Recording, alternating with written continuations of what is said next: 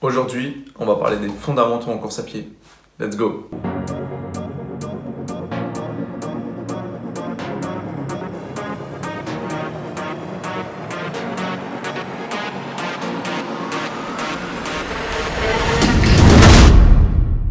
Salut à tous, je m'appelle Théo Rajo, athlète de niveau spécialiste du 800 et du 1500 et fondateur de Training Lab Pro. Comme dit précédemment, dans cette vidéo, on va parler des fondamentaux en course à pied. Que vous soyez cours de 800, de marathon ou de trail, il est essentiel, selon moi, de travailler les fondamentaux pour optimiser votre préparation et donc votre performance finale.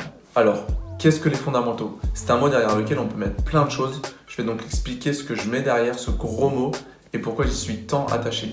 Quand je parle des fondamentaux en course à pied, je parle d'un large panel d'exercices et de séances qui vont permettre de développer les qualités physiques de l'athlète. Pour que ça soit un peu plus parlant pour vous, je vais découper les qualités visées et vous expliquer ce que je mets derrière comme séances et exercices. Tout d'abord, en travaillant les fondamentaux avec les athlètes, j'essaie de développer les qualités de vitesse grâce à un travail du système musculaire et articulaire avec des séances comme des côtes, du sprint, de la PPG, du gainage, des étirements et des gammes athlétiques. En effet, tous ces exercices et ces séances vont permettre de développer la foulée de l'athlète, le pied de l'athlète, l'élasticité musculaire, la puissance musculaire et le gainage de l'athlète, qui est très important parce que si l'athlète n'est pas gainé, il ne peut pas renvoyer les forces qu'il met au sol.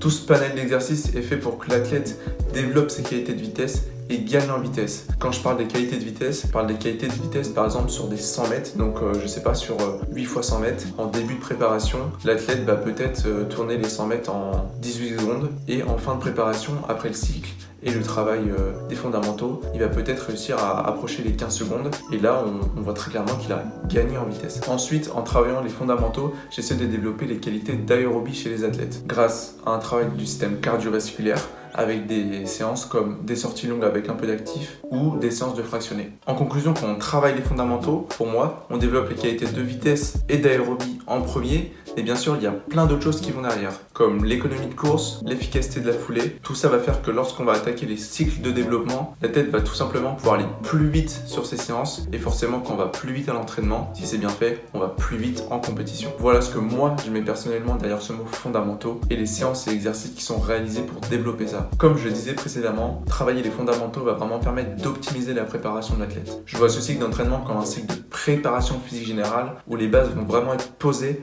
afin d'attaquer les cycles qui suivent. Pour moi, ne pas travailler les fondamentaux, c'est vraiment brider l'athlète dans sa progression à court et à long terme.